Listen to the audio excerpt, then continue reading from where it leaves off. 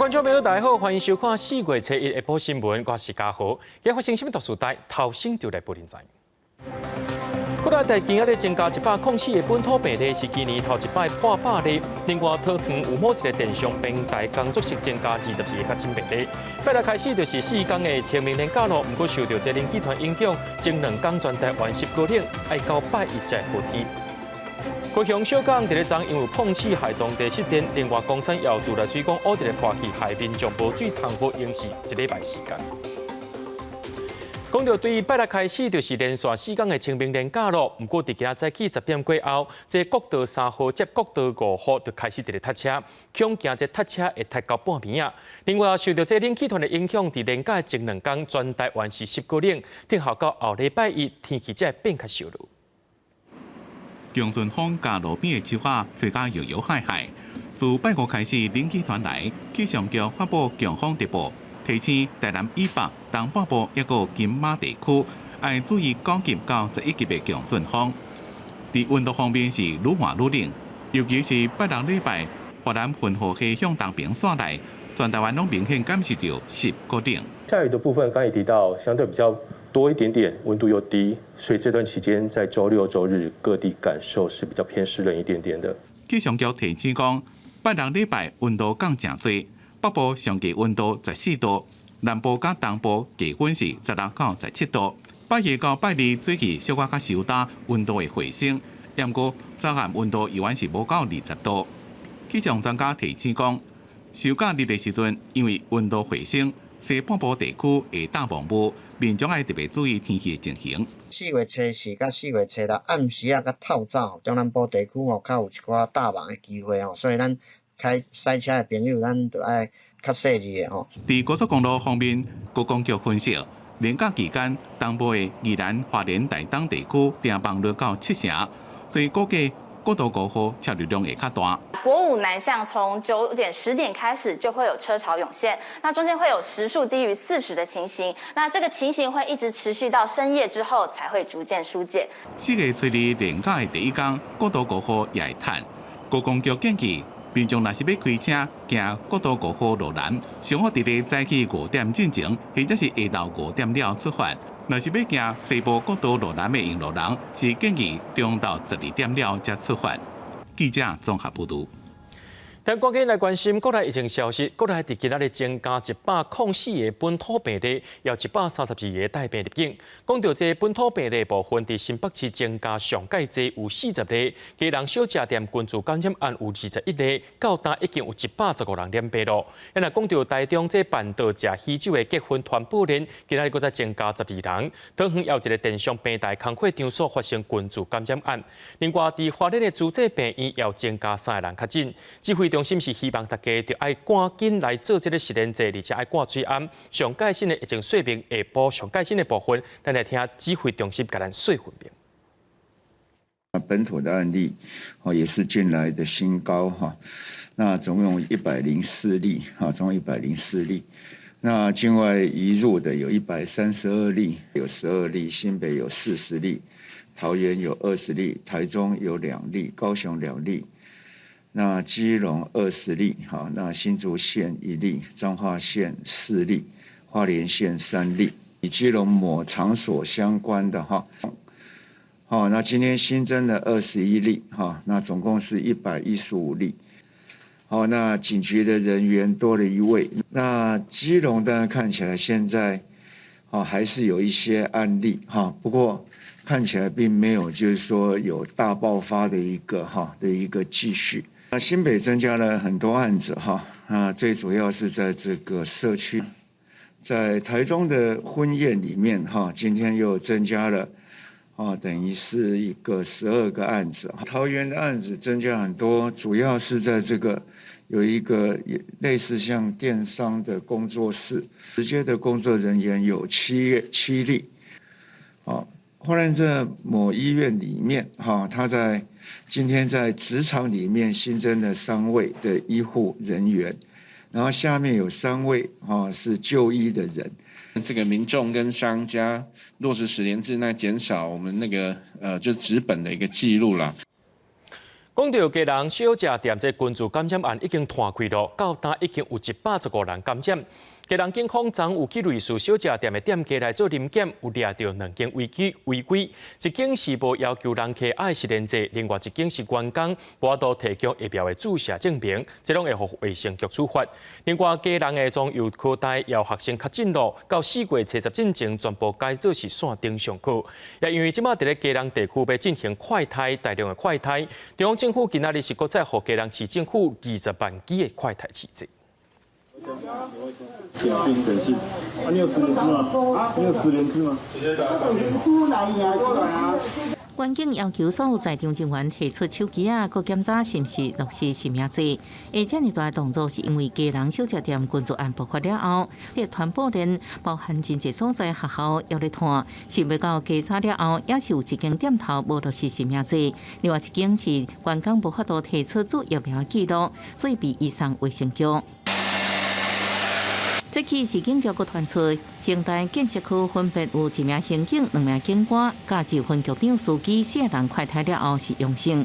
透早已经伫中正路顶悬的监视区，佫一摆加强清消。本局自4月1日起，内勤部分单位开始执行居家办公，所有同仁于4月1至3日均需自行快筛，4月4日全员完成第2次 PCR 采检。中油科大也紧急发出通知，有学生确诊，到4月初10全校2000多师生停课，改用线顶远距教学。接获到通报之后，针对校内的学生以及师长做这个快筛的处理。2位同学疑似有阳性，那我们也通报基隆市卫生局。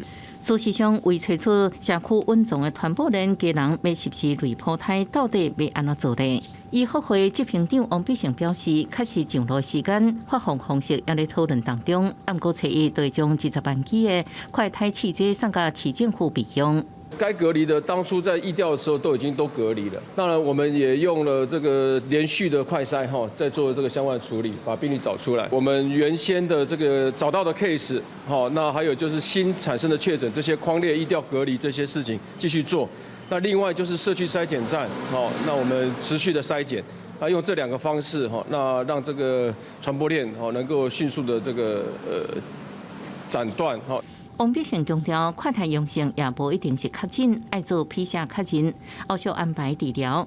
加量能的准备，如何正确使用快筛，这拢是家人市政府更较重视的代志。记者综合报道。伫今仔早起，台中的乐成宫举办汉溪妈祖绕境的活动，也因为最近疫情2礼拜，台中市长罗秀燕也去到现场，呼吁民众就要做好防疫措施。台中市政府，我们又都有进行辅导，配合中央防疫政策。第一个呢，必须要打3剂疫苗满的人才可以参加绕境游行。第2个，比赛弄给我看。第3个，全程要佩戴口罩。第4个呢，不可以桌餐，只能合餐。我们所有的工作人员一定要打3剂以上，然后照册。当然买欢乐但是欢乐之外。最主要有烦恼无烦恼，防疫措施一定要做好。汉溪妈祖由18站的活动，早起8点起驾进行22天的绕境活动。罗成宫表示，今年配合到疫情指挥中心的防疫规范，要求参加的信众拢爱实名制挂嘴暗，利用大纸来区别住过3档疫苗的民众，而且是爱住过3档才会当来参加绕境活动。讲到桃园市伫今仔日的本土病例要增加20例，学校这部分也有几多名学生采检阳性，目前已经有10间学校甲3间补习班停课了。疫情一直烧入要校园，桃园市阁传出真侪学生采检阳性，也未得按好。教育局紧急宣布，新增加2个国小、1个高职、2个幼儿园、2个补习班确诊者班级停课10天，其他班级停课7天。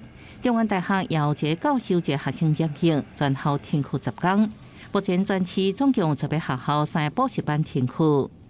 密切接触者的这个班级卫生局都会主动跟他们做联系。其他的班级，卫生局的做法是，我们学校提供快筛。什么时候被通知说要来做筛检？早上。那所以知道需要现在小朋友要停课吗？今天开始停课。今天开始停课会担心吗？会，当然会啊，第一次遇到。新冠疫情清关，桃园市传出本土确诊个案超过10例，政府已经做一条可列。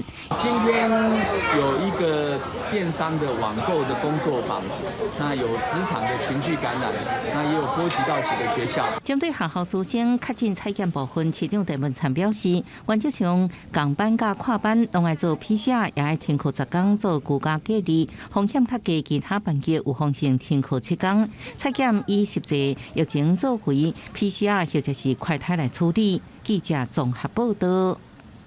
所观众朋友来看一个上最新的消息，伫顶个月14空军有一台反向2000战机驶入去海，加载飞行官黄仲凯跳落卡伞平安无代志。迄当时国内空军反向战机全面停飞进行检查，经过2礼拜检查，今仔日全面复飞了。总统蔡英文下晡也专工去到新竹的空军基地视察，咱来看现场上最新的消息。我们空军第2联队是肩负台海防空作战的重要单位。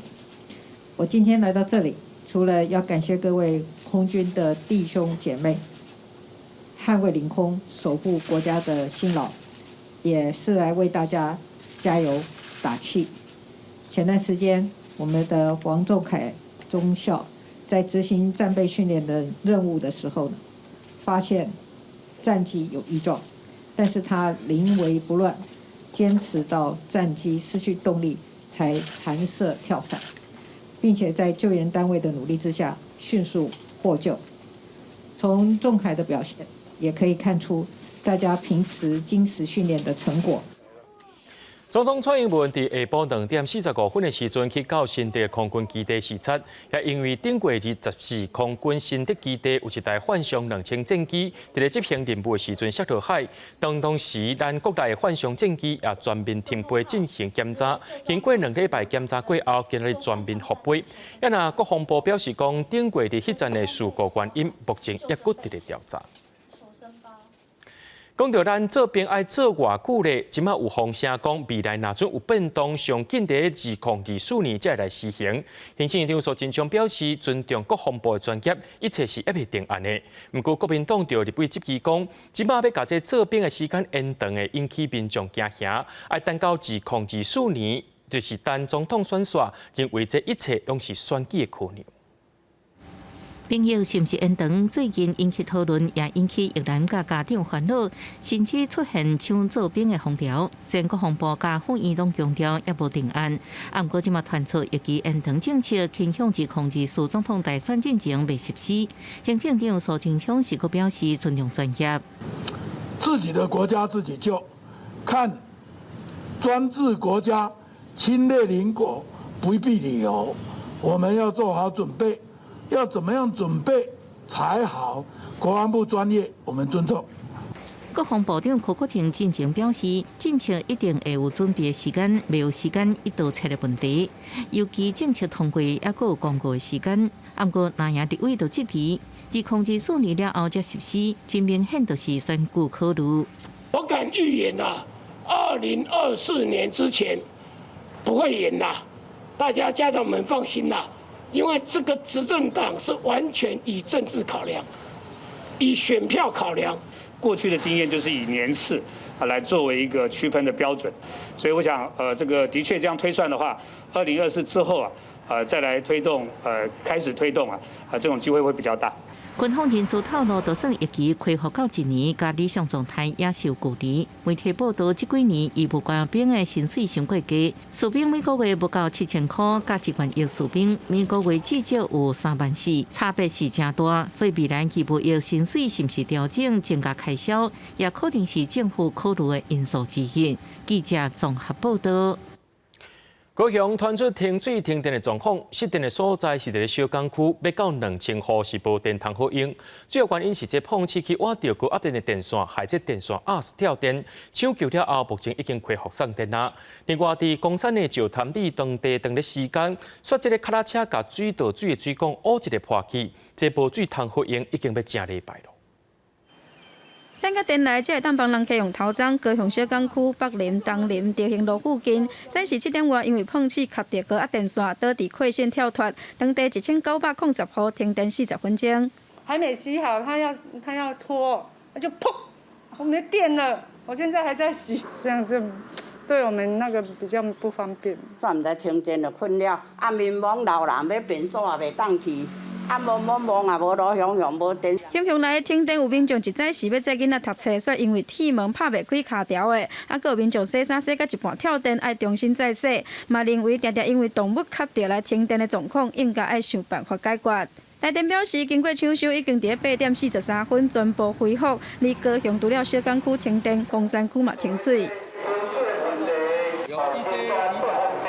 太个衫啊，堆满满，想要洗，佮无水通去洗，这是公山区石滩里面洗一礼拜常常当地的代志。因为水道头拢无水，唔领洗衫、洗身躯和便所嘛无法度，环境卫生受到影响，嘛互因无法度忍受。2、3工以后，长就寒，拢寒，你看拢寒到手也要疼死。逐日嘛来装水，啊，昨日长是咧讲差不多10点就好啊，但是尾啊嘛是荒凉。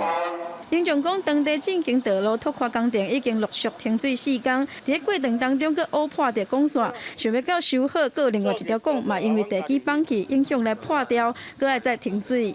假如今天没有办法让我们里面可以暂时有水可以用的话，我们就不希望他们再开挖了。 里长协调着自来水公司派水车，互民众来用。啊，毋过民众讲，因为时间的问题，当停水会当理解，但是一直破管又长着欠水的时间，互因无法度接受。记者王刘婷、林昭宽个人报道。即摆有风声讲，这台电有一个新措施，就是发生事故必须要轮流停电的时阵，会进行分区停电的规划，而且已经规划好势，倒一区大型来停电。不过台电拢无事先来甲民众通知。 台电即摆是驳回讲，这款做法只有用伫咧较大型的停电事故，而且是好歹照轮逐年拢会调整。303大失电，台电公布资料，规台湾差不多有549万户停电。不过，根据亲像有这个停电拍到路去的这个数字，根据平面媒体报道，分林以南。 另外有121万户去互人手工架屏下载，也就是无放电。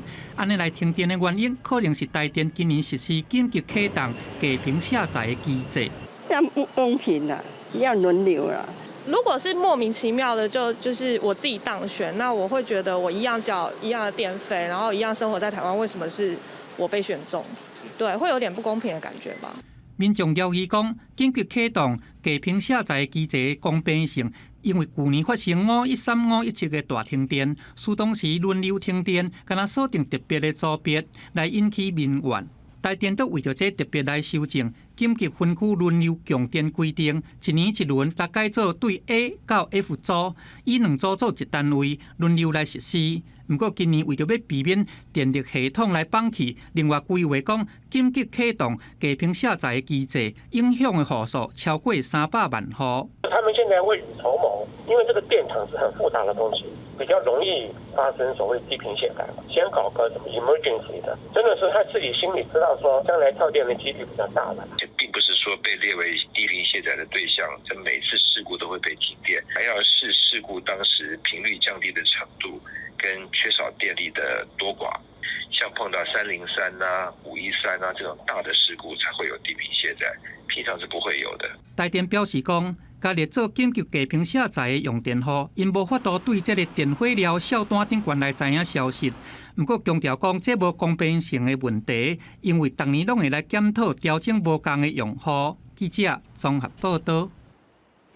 伫咧花莲的主济大厦，今仔早起对外宣布讲，有一名老师确诊，校园暂时无要对外开放。而且，这位老师本身也是主济病院急诊室的医生。下晡疫情指挥中心也有宣布，伫咧这间病院内面，今仔日搁再增加3个医护人员确诊。主济大厦校园内底，教室便所甲户外拢咧做消毒，大部分的学生拢收到简讯通知，有一个老师染病，校园为4月初1开始关起来，其他活动也暂停。我们全校课程含体育课，我们采用同步或非同步的远距教学。那4月11号以后，我们会在视疫情的状况进行调整。这老师也是主治病院的医生，感染源是毋是3月31确诊的共急诊室的护理师？同学甲这几天有去过主治病院急诊室的民众，拢真烦恼，是毋是有院内感染？怀疑病院的防疫措施也无清楚，是毋是也搁引起主治病院？觉得这种事情就是要靠去看防疫措施做得好不好吧。你自己本身疫苗都打了吗？打了2剂而已。因为毕竟这是攸关到就是我们民众的权益，对，还是要把这些讯息就是公布出来，对。那每天下午3点才公布，会不会太慢？会，应该是要在第一时间就要发布通知这样子。主治病院表示，一切交予卫生局来发言。不过，发言官卫生局强调，一切要等下晡3点的记者会才斗阵说明。记者综合报道。台东县今仔日是无出现本土病例，不过目前已经有17个人感染了，超过270人等在隔离当中。有风声讲，去防酷热爱隔离的人拢爱坐专车去。不过台东即马只有3台防疫专车，就算载到半暝啊，也是载袂完。即马县政府要找一个计程车司机的稳将来加入防疫专车，一天3500，油钱搁另外算。台东县新冠肺炎疫情未定确诊一下增加到17例，而且到目前为止有270多人被酷热隔离。即马传出台东县的防疫专车报告，为原本6台车减少到只剩3台车，这几天再去体检加隔离再加透早拢载袂完。因为接触者在隔离前跟解隔后都需要安排防疫专车的载送，所以他们其实负担量是非常大的。县府即马要招募合格计程车做防疫专车，一天提供3500块工资，另外补贴油钱。不过计程车司机认为工资看起来真吸人，不过大部分的司机感觉风险真悬，无兴趣。有基本的3500的费用，那后续再依照他的车程，然后提供油资的补助。因为在这些乘客的时候，也有染疫的风险。那染疫在司机必须去隔离的期间，这14天是没有营业收入的。县府讲，政府已经规范，防疫专车司机若被染疫或者是隔离，消费处会提供每天1000块的补助，交通部各有相关2100的补助，上侪有3100的补贴，希望计程车司机能加入。记者综合报道。罗西亚总统普京伫昨宣布讲，无友善的国家若唔用卢布交易，就无必卖，而且会停止对这个国家出口天然气。德国、法国拢表示，这合约顶头白纸写黑字，是讲用欧元再当来使用背信的，用政治要来甲因恐吓。因为讲到这罗西亚拍乌克兰战争已经超过1个月时间咯，罗西亚也宣布讲先停战1天，互民众去逃生。乌克兰第2大城哈尔科夫前线萨尔季夫卡30日被俄军的飞弹攻击，攻击当地加附近一个上大住地区3-4万民众天然气的管线被切断，还佫造成大火，几60间店被烧害去。即天，俄罗斯总统普京也正式签公文，实施顶礼拜伊讲的，无友善的国家买天然气要用劳保付钱。Сегодня мною подписан указ, который устанавливает правила торговли российским природным газом с так называемыми недружественными государствами. Именно с этих счетов будет вестись оплата газа, поставленного начиная с завтрашнего дня, с 1 апреля текущего года. 普京的理由是因为欧盟国家违反国际法，冻结俄国央行的外汇卢比，才要求用劳保付钱。也甲德国总理肖兹讲，安尼无违反合约。德国的应变计划是，有必要就轮流供电。Je vous confirme que les contrats en euros doivent être payés en euros et seront payés en euros. Klar ist aber, dass es für uns keine Form von politischer Erpressung geben kann. 即天，俄罗斯宣布马里坡停火，和平民撤离。45台载着人道救援物资的巴士赶往马里坡，撤出受困的平民。不过，大家对俄国停火讲法拢真怀疑。目前马里坡还有17万人。乌克兰总统泽伦斯基伫咧比利时国会视讯演讲的时阵讲，马里坡已经被围城4礼拜外，俄军关闭所有的通道，连海上的通道也拢切断。公司新闻吴玲报道。南韩的宪法决定伫咧3月31依次本地判决，只要唔是医疗人员甲别人恰字恰当养者，就算是违法，上重会当罚到5000万的韩国币，甚至就要关规4人。这代表讲5000多名当咧甲人恰当养的艺术家，可能会去互起诉。来到店内，互赤字师赤身，这款的行为，伫咧南韩可能会互这个赤字师来拄断到5000万韩元，也就是代表118万的罚金，或者是有2年以上，上届当会当判甲终身监禁的徒刑。赤字协会从2017年开始来发起诉讼，挑战这项禁止因执业的法律。不二个伫南韩宪法法庭30日已经以5-4的表决结果来甲撤回这个诉讼。 문신 시장이 굉장히 크고 세계적으로도 인정받고 있는 시장입니다. 근데 전 세계 유일하게 문신 반영구 화장이 불법인 우리나라. 그 손을 들어준 헌법재판소의 판결에 상당한 유감을 표합니다. 根据南韩医疗法的规定，无医师执照的非医疗人员是袂当行医，包含赤字。 修拟宪法法庭伫拜四裁定讲，依持这项规定，并且讲是毋是会来引入资格制度，允准非医疗人员来做赤字的行为，是立法机关来定，毋过非宪法法庭。南韩是目前唯一有这项禁令的先进国家。 南韩的赤字师咧算讲，这项结果是真落伍，阁无文化理解。由650个赤字师组成的工会来发表联合声明，咧算讲这项决定真正是无文化。 소비자의 안전과 예술의 자유가 보장되는 합법화를 이루기 위해 계속 소리칠 것입니다.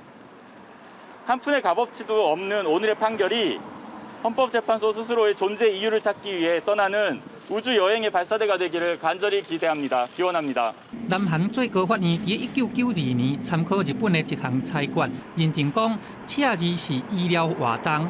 罗尾手就一直依持这个同款的裁决，不过日本的最高法院伫2018年来推翻这款的裁决，认定讲赤青文化对历史、风俗习惯，也是讲现代的社会美术的意义顶悬来看，这和医生的业务无相同，裁定讲赤字毋是医疗行为。 根据路透社公布的民调，有81%、20通岁南韩人，也有60%、30-40岁南韩人，因支持赤字爱合法。不过，南韩的医学协会同款是持反对的意见，认为讲使用赤针头，这是一种有损长身体侵入性的行为。公司新闻郑依仁编译。 全观众朋友来看各地头的消息，咱讲这3月中过后呢，就是婚林蒜头的采收期啊。所当着这大水雨，这蒜头入水了后是无都结出规球，会变做蒜瓣来散去，甚至会规粒烂去。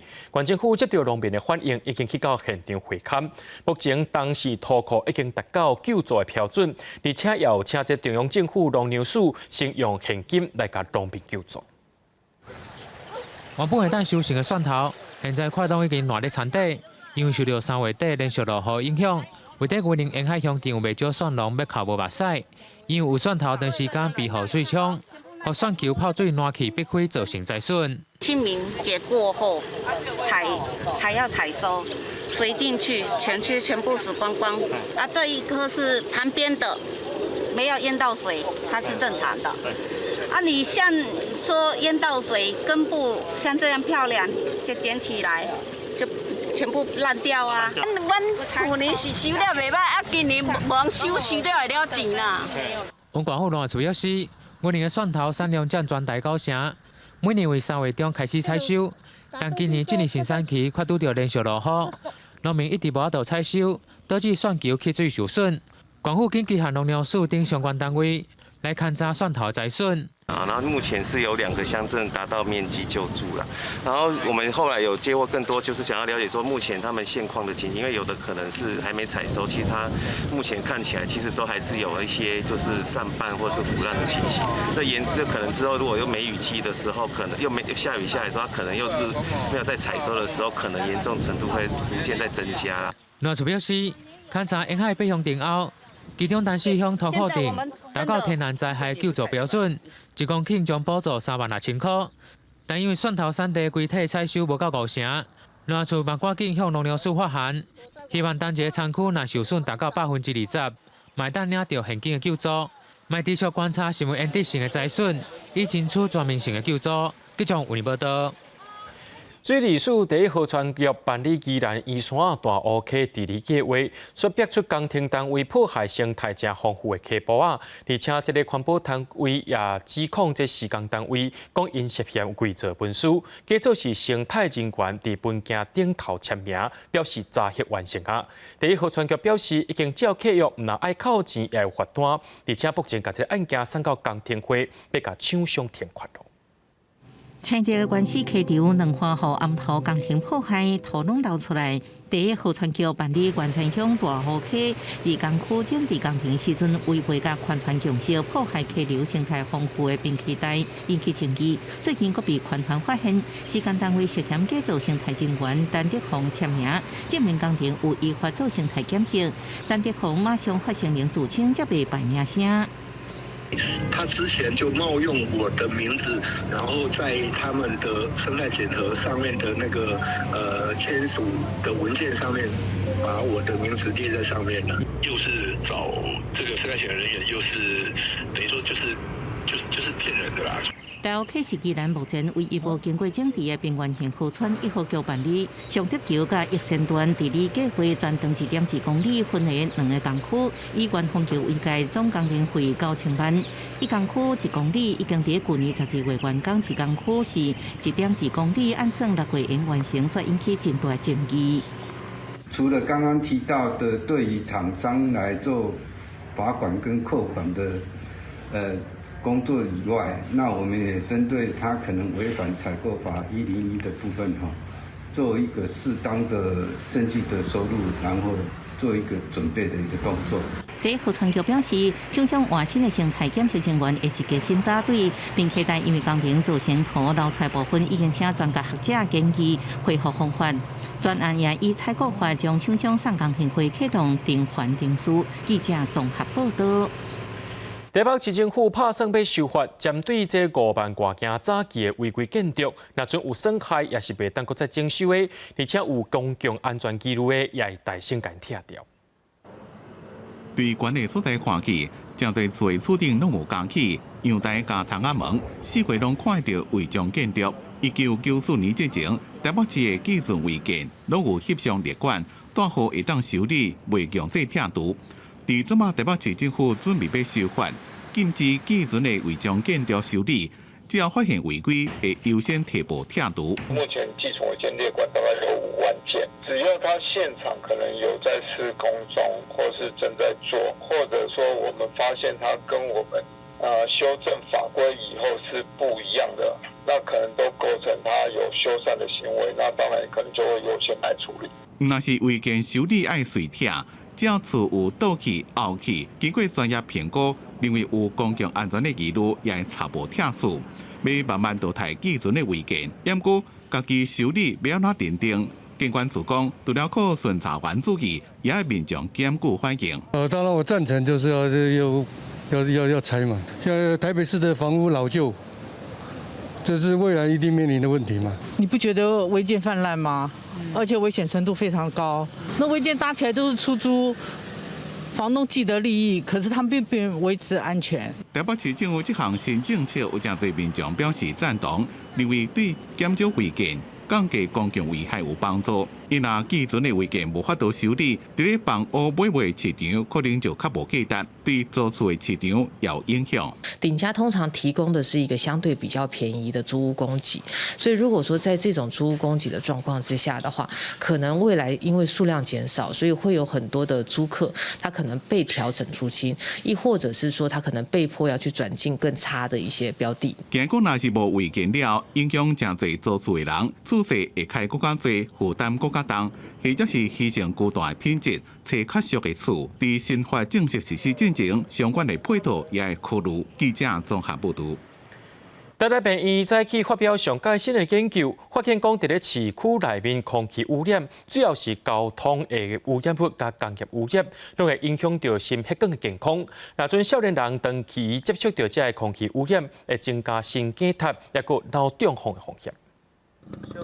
汽机车所排出废气，乃产生空气污染，也可能影响人体心血管健康。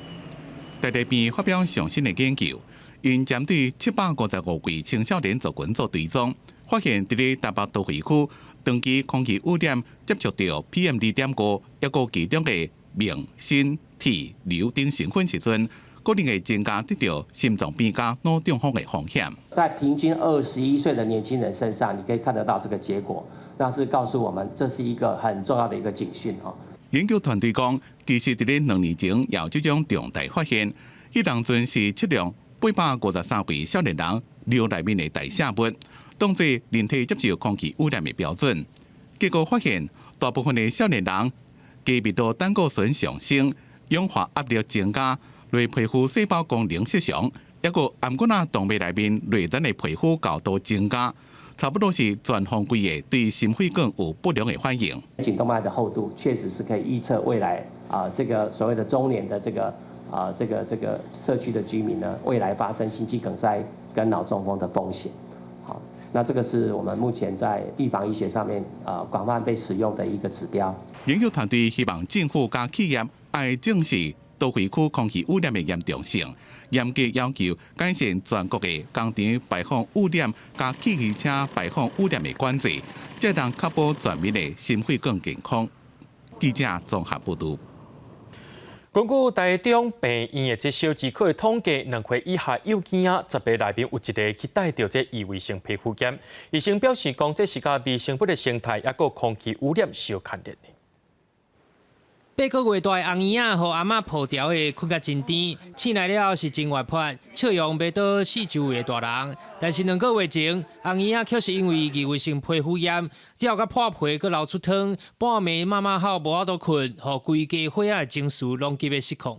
整个身体有这种情形的时候，我们真的超害怕的，因为它脱皮脱到流汤、流组织液，然后又流血，然后抓的让我们觉得说，这小孩子到底发生什么事情？所以他完全没有办法进入睡眠熟睡，他就是很浅眠这样子。医师表示，异位性皮肤炎是湿疹的一种，2岁以下的红婴仔，平均每10位就有1位深受异位性皮肤炎的困扰。都会区好发率更较悬，主要甲现代社会微生物生态改变，也佮有空气污染有关系。家长别急乱投医，过度使用这类的清洁用品，红婴仔水啉伤少，是会互病情更较严重。我们有些孩子生病吃了抗生素，是不是会造成我们体内微生物的菌丛的改变？对空气的污染也会间接影响到我们皮肤的一个通透性。这个皂类的香味啦，这皂类的一个泡沫啊，都是一个破坏皮肤的一个物质。陈民强建议家长想要预防红婴仔湿疹，会使补充硒类、2类的食物，促进皮肤角质层脂质的生长，室内相对的湿度维持在55%至60%左右。洗身躯爱用温水，就会使让红婴仔的皮肤慢慢的复原。记者台中报道。目前的同婚专法敢若规定讲，这同性配偶会当收养另外一位同性配偶的亲生囝子，这也代表讲这2位查甫因无亲生的后生囡仔，就无法度去收养别人囡仔咯。即马民间团体就含立委举办公听会，希望这专法会当解除限制，对任何人的权益都会当照顾会到。谈论爱真侪年，佮拍真侪年的官司，同性伴侣苗爸甲回爸伫今年1月江苏全台第1个同志无血缘收养家庭。觉得这个判决真的非常不容易，那尤其是被迫单亲的这段日子，真的很不容易。全台湾通过同婚专法，和婚姻平权有进展。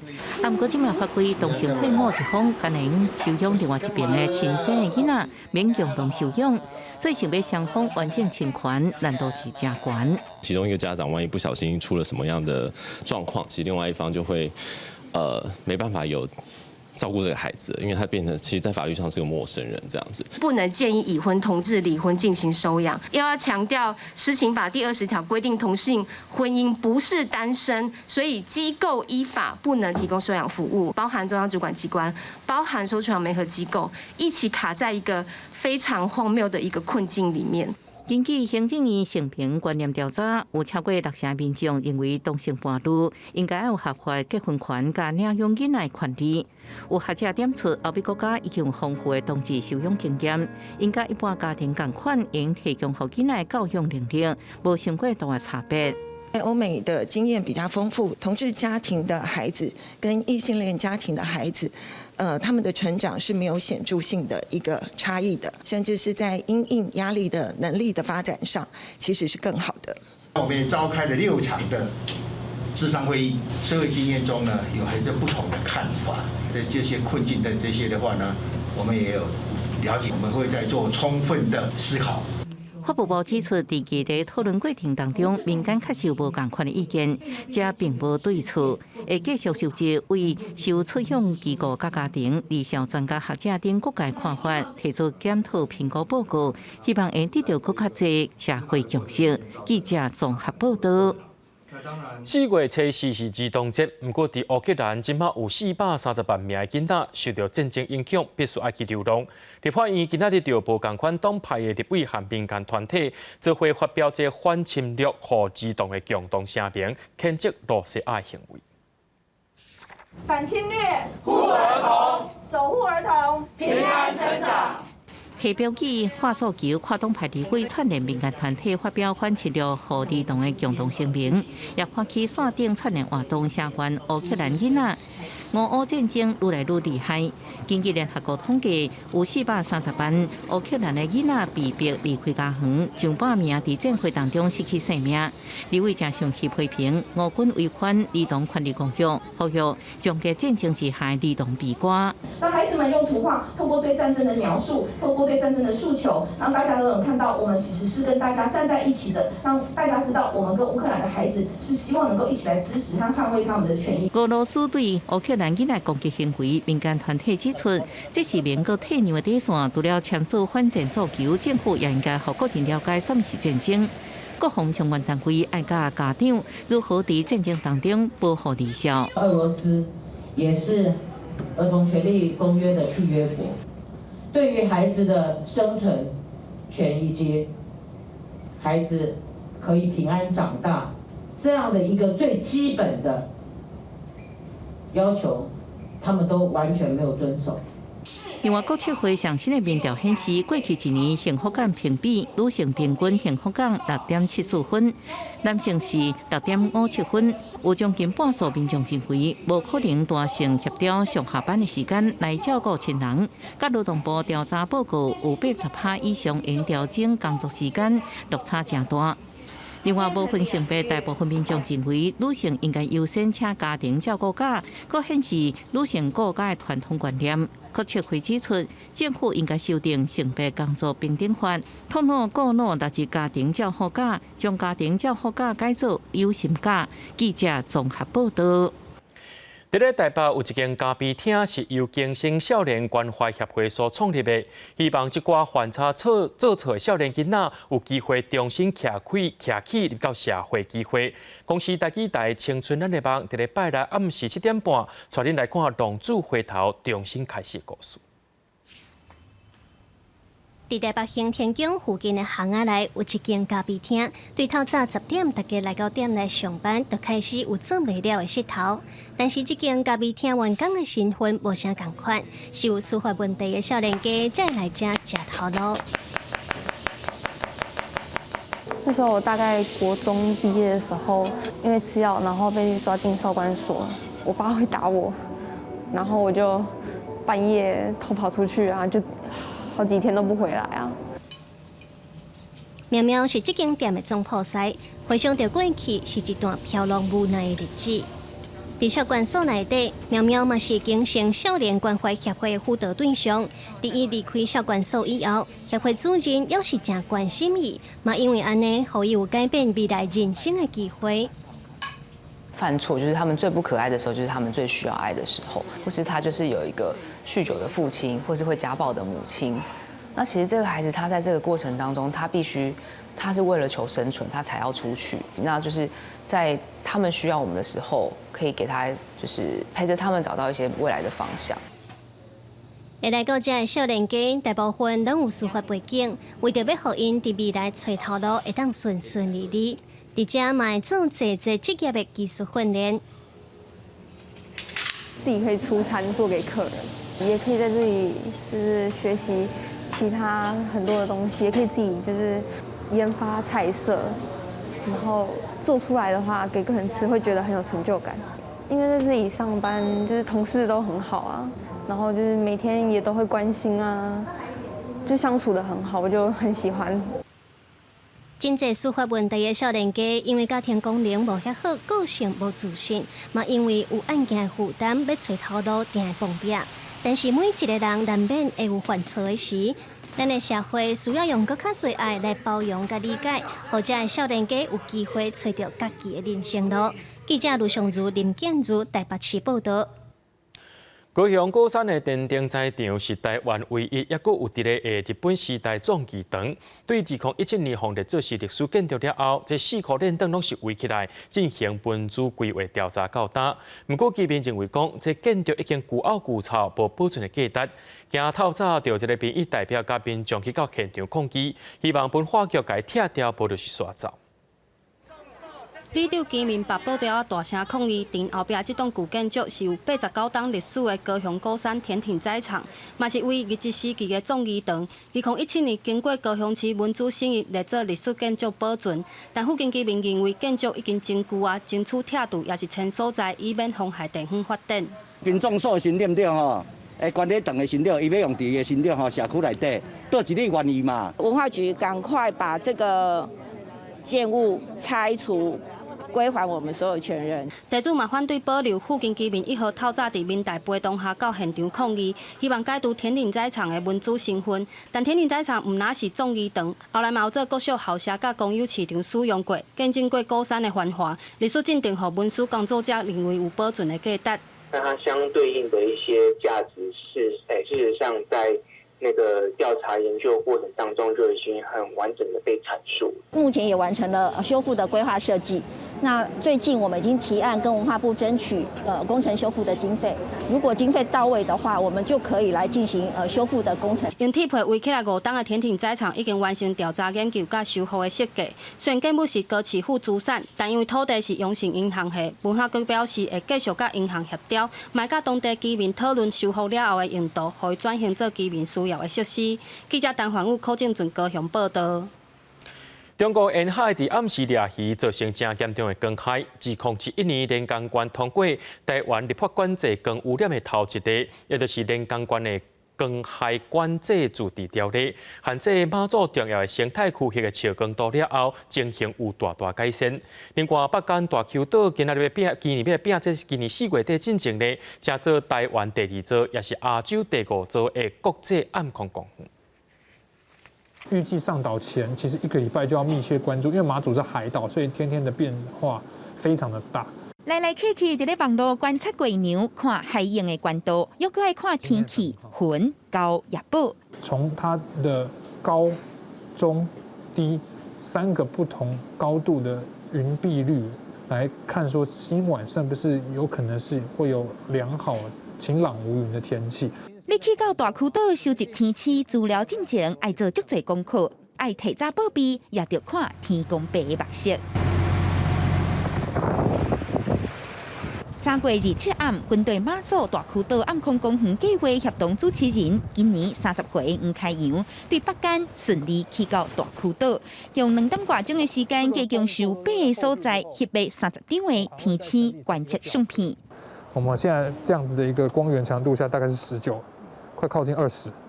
对，那一般来讲会希望标准是到21.22。黄开洋讲，希望乌音，不过光害少，用星空品质机器测到的结果算袂歹，显示中国渔船夜间掠鱼光害的情况有改善。不过要达到国际暗空协会认证，平均的升顶要达到21.22。北间的路灯设备也着爱改良，目前已减50%的光线，达到第1阶段减光做目标，希望拼今年4月份通过国际认证。以我大有人来讲的话，当然是希望推得动啊，对不对？总是多一项资源嘛，就多一个吸引人的那个诱因嘛。未来能真的成为暗空公园的话，它具体在法律上面就可以在大邱将来有桥梁建好以后，我们可以透过光害的管制办法，然后让整个岛上在做观光油气的开发同时，也能确保还能保有这样子一片美丽的星空。大坵岛在1992年结束征地政务了后，这几年真多煤灰绿的天下，加上无人带，马祖特有种珠江、火金菇也在咧这生态。马祖风景管理处表示，希望疫情等好，邀请美国 IDA 委员亲身勘验，和大坵岛在咧合环山了后，将做台湾第2座、东亚第5座的国际暗空公园。委员会使来，我相信应该做顺利的，我会使摕到认证，能唤起对岸对于我们整个的一个环境，能够重视。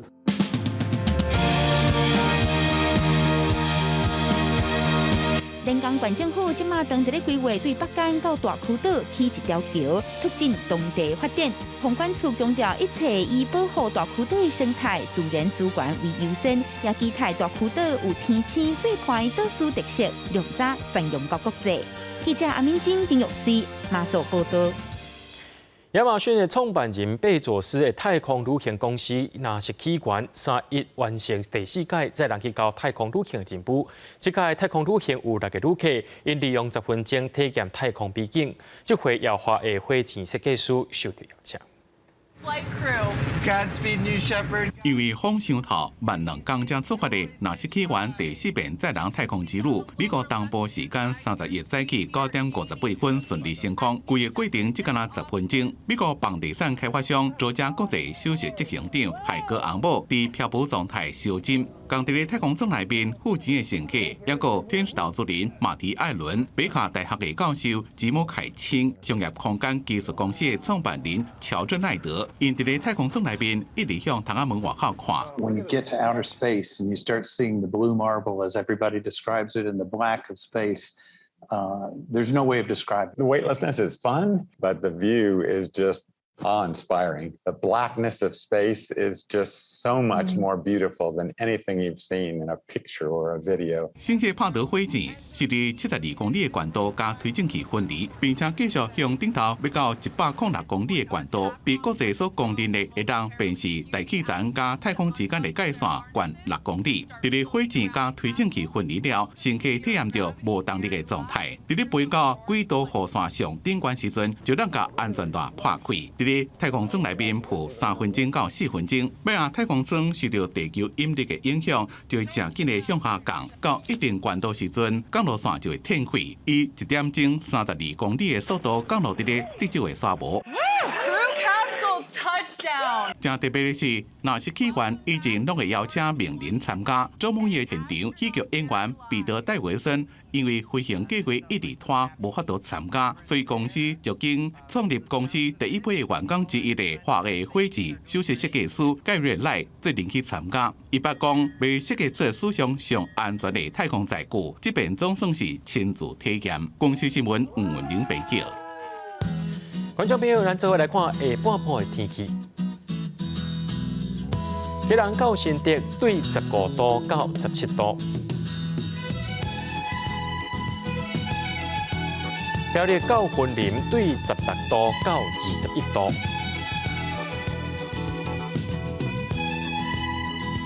嘉义到屏东对18度到25度。宜兰花莲台东对16度到23度，平湖金门马祖对12度到19度。感谢各位观众朋友收看今日下晡新闻，我是嘉豪，咱再会。